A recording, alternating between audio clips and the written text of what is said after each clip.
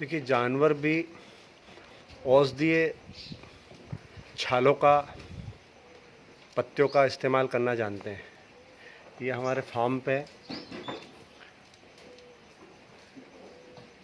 एक बकरा है जो सहजन के पौधे की छाल, इसके पहले जो आप पत्तियाँ देख रहे हैं, ये दूसरी बकरियों ने पूरी छाल को, उसके गोंद को खाया है। आप कह सकते हैं कि इनको टेस्ट, लेकिन मुझे लगता है कि पूरा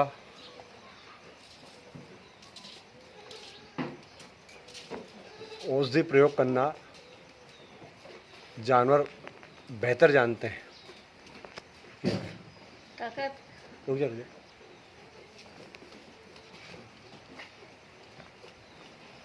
ये पूरा जो आप देख रहे हैं पेड़ को छुला हुआ, ये पूरा सहजन का पौधा है। और सहजन के पौधे में 50 तरह का, कई तरह का औषधि गुण होता है। ये सब बकरियों ने इसको, इसके गोंद को, इसके रस को, इसकी छाल को खा खा के, गोंदी का पौधा भी पास में, गोंदी के पौधे को उन्होंने नहीं किया, लेकिन सहजन के पौधे का औषधि गुण देखते हुए उन्होंने इस पूरे पौधे की छाल को उन्होंने उपयोग किया है।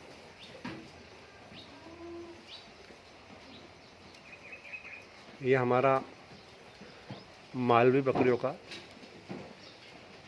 फार्म है।